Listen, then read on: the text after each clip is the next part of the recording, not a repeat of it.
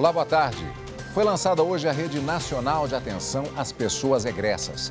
A iniciativa vai ao encontro da resolução do Conselho Nacional de Justiça, que estabelece uma política de acolhimento e encaminhamento para as pessoas que estavam presas poderem se adaptar à nova vida.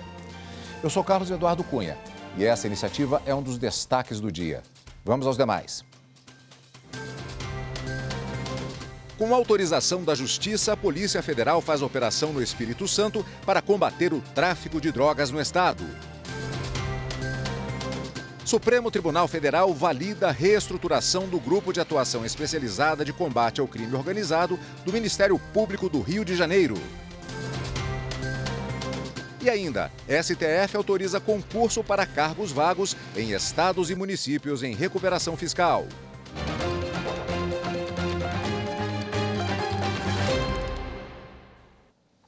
A Polícia Federal no Espírito Santo realiza hoje uma operação para combater o tráfico local de drogas no estado, em especial no município de Vila Velha. Segundo a polícia, os investigados comercializavam diversos tipos de entorpecentes, como cocaína, maconha, skunk e haxixe. Mas o foco do grupo criminoso estava na venda sintética, ou melhor, de drogas sintéticas. Na ação de hoje, mais de 50 policiais federais cumprem 10 mandados de prisão temporária e 11 mandados de busca e apreensão em 3 municípios. Um dos alvos presos é um policial militar suspeito de apreender e revender drogas. O plenário virtual do Supremo Tribunal Federal considerou constitucional a resolução do Ministério Público do Rio de Janeiro, que reestrutura o Grupo de Atuação Especializada de Combate ao Crime Organizado, o GAECO. A relatora é a ministra Carmen Lúcia. Reportagem de Carolina Chaves.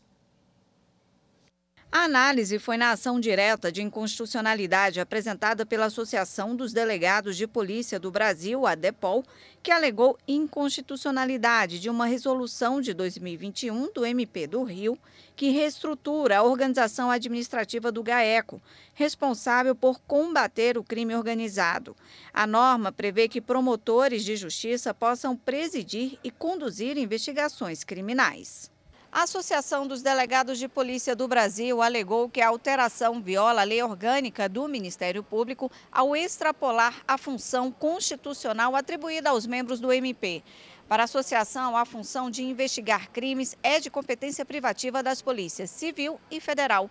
Além disso, não caberia ao MP legislar sobre direito processual e penal. Nesse caso, cabe privativamente à União tratar da matéria. Ao negar o pedido da associação, a relatora, a ministra Carmen Lúcia, entendeu que a resolução não se tratou de direito penal ou processual, mas apenas organiza a estrutura interna do órgão para auxiliar o promotor natural, com suporte e apoio técnico na repressão de crimes complexos. As mudanças têm previsão nas leis Orgânica Nacional do Ministério Público e do MP do Rio de Janeiro. A ministra ainda lembrou que já afirmou jurisprudência do Supremo de que o MP tem competência para promover investigações penais, desde que respeitados os prazos e direitos e garantias dos investigados. A decisão foi unânime. Por unanimidade, o Supremo Tribunal Federal autorizou a realização de concurso público para o preenchimento de cargos nos estados e municípios em recuperação fiscal. A decisão foi em plenário virtual. O repórter Renato Rosa tem as informações. A Associação dos Magistrados Brasileiros, AMB, e a Associação Nacional dos Membros do Ministério Público questionaram vários pontos de uma lei complementar de 2021, que estabelece o Programa de Acompanhamento e Transparência Fiscal e o Plano de Promoção do Equilíbrio Fiscal. A norma que alterou trechos da Lei de Responsabilidade Fiscal e da lei que instituiu o regime de recuperação fiscal prevê contrapartidas para que estados e municípios possam aderir ao regime e pagar dívidas com a União. O relator, ministro Luiz Roberto Barroso, considerou válidos quase todos os dispositivos questionados. Em relação a 2 pontos, ressaltou que as normas são constitucionais. Segundo a decisão, estados e municípios que aderiram ao regime de recuperação fiscal podem realizar concurso para preencher cargos vagos. Para isso, os investimentos feitos com recursos públicos especiais, vinculados ao Poder Judiciário, aos tribunais de contas e às funções essenciais à Justiça, foram excluídos do teto de gastos. Para o ministro, submeter a reposição de cargos à autorização prévia de órgãos federais afronta a autonomia de estados e municípios. Barroso observou que não se trata da criação de novos cargos, mas apenas da nomeação de novos servidores para cargos já existentes. O relator destacou: limitar até mesmo o provimento de cargos vacantes em serviços públicos como saúde, educação, segurança pública, assistência social, funções essenciais à justiça e outros, atingirá precisamente a parcela da população que mais depende desses serviços, os mais pobres. Também ressaltou que o uso dessas verbas não pode estar vinculado ao pagamento de despesas obrigatórias, como custeio de pessoal. Elas devem ser destinadas a investimentos em melhorias efetivas dos serviços públicos. O julgamento foi no plenário virtual. Por unanimidade, os ministros seguiram o voto do relator.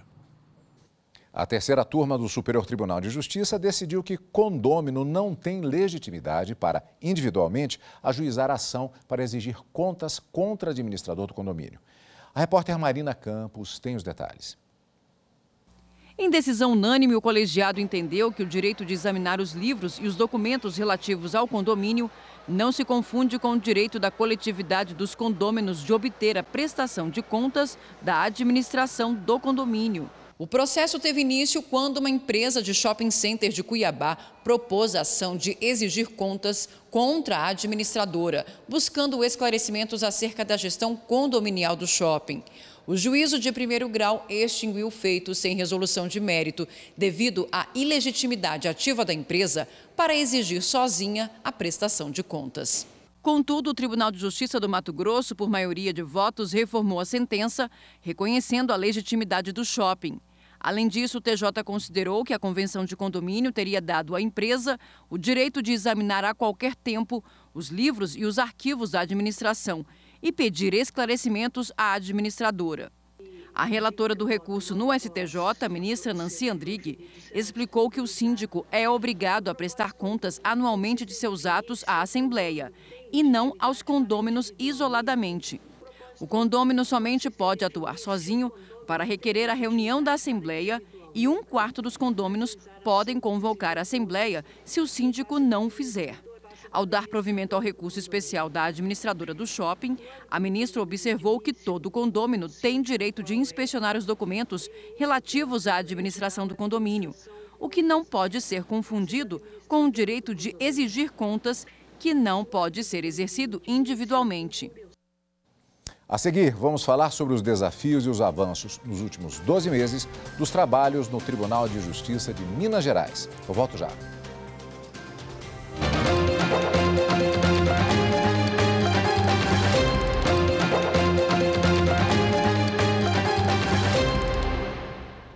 Acelerar a eficiência tecnológica, modernizar a organização e divisão judiciárias, além de aprimorar o desenvolvimento de governança estratégica das unidades. Ao longo do primeiro ano da atual gestão do Tribunal de Justiça de Minas Gerais, foram adotadas ações com esses objetivos. Vamos conferir na reportagem de Cid Marcos. Um ano após a posse da gestão 2022-2024, diversas ações foram implementadas pelo Tribunal de Justiça de Minas Gerais. O programa Justiça Eficiente, Progef 5.0, lançado no dia 4 de julho de 2022 pela alta direção, é o instrumento norteador do aperfeiçoamento da gestão administrativa e da governança judiciária. São 3 eixos: Programa de Aceleração da Eficiência Tecnológica, Programa de Modernização da Organização e Divisão Judiciárias e o Programa Estadual de Governança Estratégica de Unidades Judiciárias. Outros avanços ocorreram também nas áreas de virtualização, modernização e qualificação dos processos de trabalho, ações de formação e capacitação, além do fomento à inovação e ao voluntariado. Também houve a promoção dos métodos autocompositivos, com alinhamento aos macrodesafios do Poder Judiciário estabelecidos pelo Conselho Nacional de Justiça, CNJ.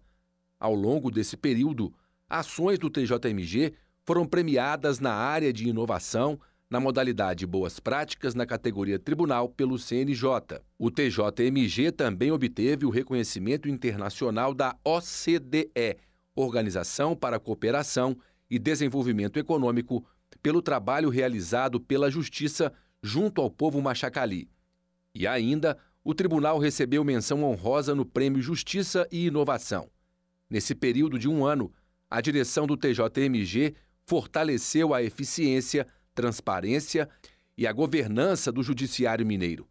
Com isso, houve a aceleração da tramitação dos processos e a promoção de um melhor aproveitamento dos recursos materiais e humanos da instituição.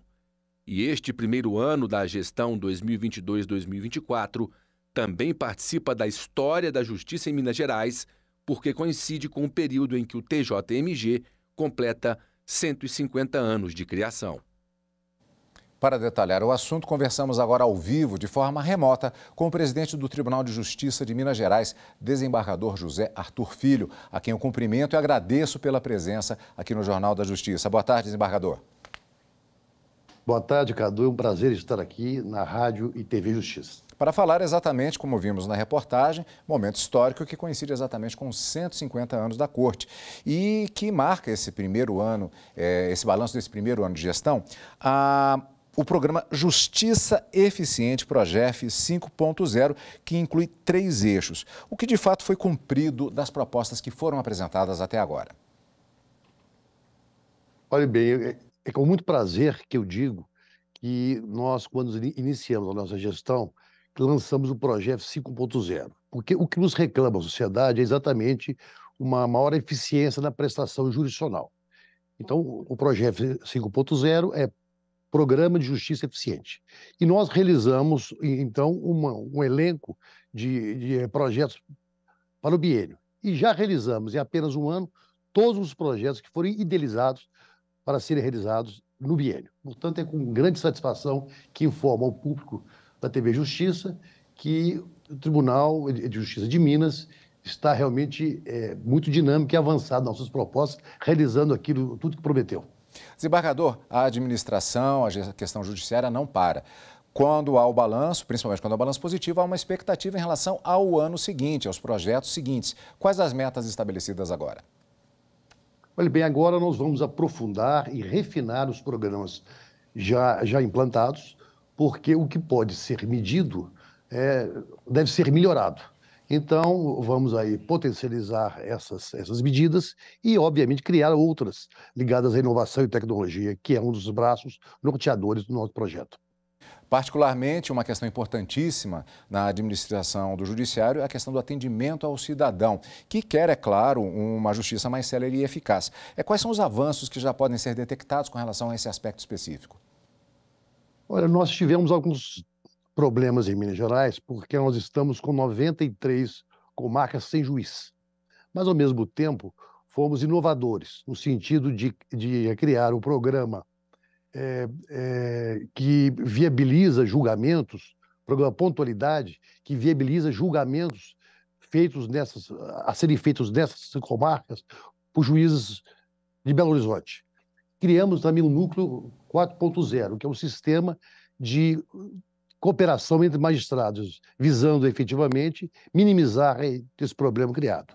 Então, ainda que com problemas, estamos conseguindo prestar a jurisdição de maneira efetiva e célere dentro da razoável duração do processo.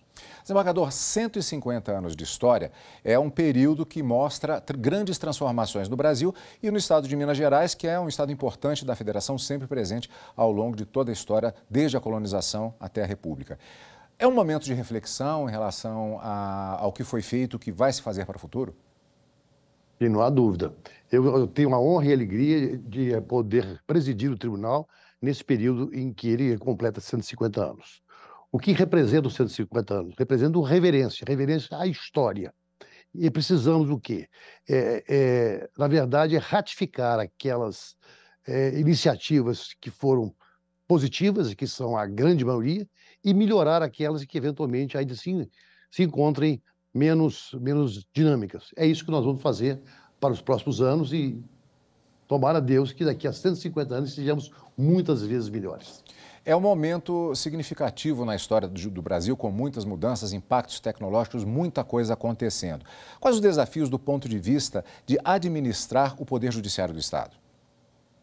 Olha, o desafio, na verdade, é a grandiosidade do Tribunal de Justiça de Minas Gerais.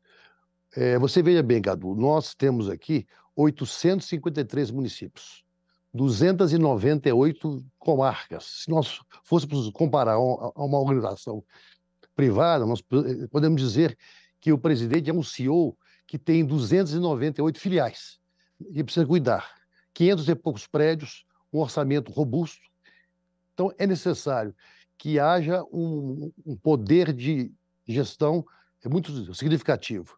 O presidente precisa olhar a dinâmica, a agilidade, precisa ver os aspectos sociais, etc. Ou seja, o presidente tem que ter uma visão mais holística, mais geral do Poder Judiciário. Então, o grande desafio é exatamente esse, organizar um tribunal muito grande, o segundo tribunal do país.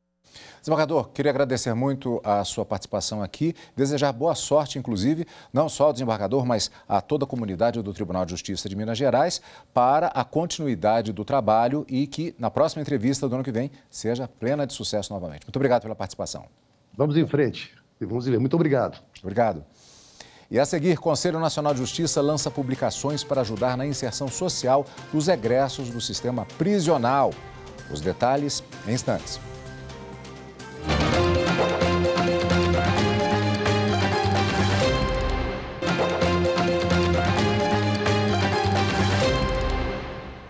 Foi lançado hoje no Conselho Nacional de Justiça a Rede Nacional de Atenção às Pessoas Egressas do Sistema Prisional. A rede vai permitir padronizar ações de acolhimento e de encaminhamento para quem deixa a prisão. A repórter Carolina Chaves tem as informações, vamos conversar com ela agora ao vivo. Boa tarde, Carolina. Olá, Cadu, boa tarde para você, boa tarde a todos. Olha, hoje foi o lançamento oficial da Rede Nacional de Apoio a Pessoas Egressas do Sistema Prisional e também do Guia Prático de Implementação das Ações para todo o país. Esse guia já está disponível para download no site do Conselho Nacional de Justiça. Bom, em um encontro que foi realizado ontem e hoje no CNJ, ex-detentos, familiares e também autoridades discutiram intercâmbios e ações de reintegração na sociedade. A formação da rede, Cadu, começou em 2006 no Rio de Janeiro e hoje está presente em 8 unidades da federação. No encontro também foi escolhida a primeira estrutura de gestão que vai coordenar as atividades nos próximos 2 anos. Bom, nessa terça-feira o Conselho Nacional de Justiça também lançou 2 publicações para ajudar a inserção social dos egressos do sistema prisional e também com informações para aqueles que ainda estão privados de liberdade. Vamos acompanhar agora na reportagem de Daniela Ramalho. Uma das publicações é o Caderno de Metodologia de Enfrentamento ao Estigma e Plano de Trabalho para sua implantação. O material revela os preconceitos que muitos ex-presidiários sofrem após o cumprimento da pena e as dificuldades para a reinserção na sociedade.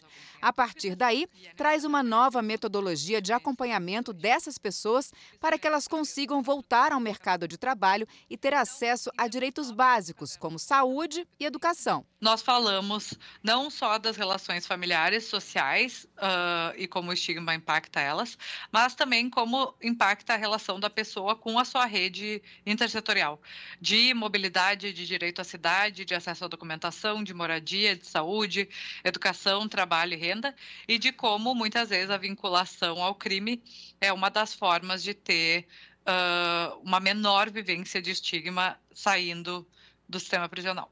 Já a Cartilha de Direitos das Pessoas Privadas de Liberdade e Egressas do Sistema Prisional foi baseada no que diz a Constituição.